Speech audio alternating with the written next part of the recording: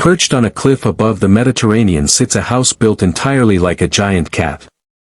The ears, the tail, the curved spine, every detail shaped into the structure itself. I've been obsessed with cats for as long as I can remember, and the second I discovered this abandoned ruin, I already knew exactly what I wanted to turn it into. Music, not restore it, reinvent it. This is a full design concept created from beginning to end by our designer. None of it actually exists. 8 rooms, music, one cat-shaped ruin, and the version of it I couldn't stop imagining. The dome changed everything for me. Those flowing curves, ceilings twisting into forms that barely feel man-made anymore. It feels less like architecture and more like standing inside a seashell. We preserved every arch, every opening that drags the sea view straight into the home. The flooring is patterned stone in burnt orange and cream, geometric designs mirroring the curves above. It feels like walking across artwork that belongs in a museum. In the center sits a giant cat-shaped sofa, 3 meters long, white fur with orange tabby stripes. I almost scaled it down. But if you're making a house shaped like music, a cat, the living room has to fully commit. And after that, things only get weirder. Snorts. The next space uses sunflower epoxy, bright yellow resin with painted flowers suspended inside. Yellow cabinets, a hanging swing facing the window. Even the tiniest, music, room deserves the biggest ideas. Most people ignore the laundry room. I didn't want to.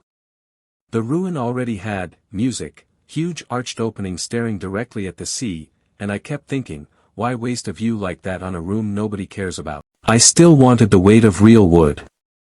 Pink velvet seating, tiny cafe tables, a coffee counter stretching along the back wall. I've spent way too many afternoons inside cat cafes not to create one here. In the middle sits a massive orange tabby floor cushion, 3 meters wide. A cat cafe deserves a cat impossible to overlook. A cafe where the customers never really leave. Halfway through designing, music, this house, the next 3 rooms became the ones I obsessed over most. Music, this room still had 3 surviving arched windows. Every single one, music, facing the sea. That alone decided the direction. The floor became turquoise terrazzo, blue-green stone flecked with white and gold, almost like looking down into shallow ocean water. The bathtub is shaped like a cat, glossy white porcelain stretched sideways, large, music, enough for 2 people. The shower became a giant red manekiniko, open-mouthed and towering floor to ceiling, with water spilling from music, its tongue. I argued with myself about the red for ages, but the room felt so calm it needed one bold choice. The tub is a cat. The shower is a cat. The sea outside couldn't care less. The room after this needed completely different energy. Music, the bedroom holds arched windows on both sides, ocean views to the left, mountains to the right. Somehow both survived untouched. At first I thought I should design around them. Then I realized the better idea was to build everything below them instead. Keep your eyes on the horizon and let the story happen beneath your feet. Music, under the epoxy are hundreds of yarn balls, pinks, corals, pale oranges, music, trapped beneath clear resin like a blanket frozen into the floor. The cat-shaped bed sits low against it, the ears barely rising above the windowsill. Exactly the kind of bed I dreamed about when I was, music, 12 years old. Wake up surrounded by wool and sky. The entire room exists for one purpose, to welcome the morning.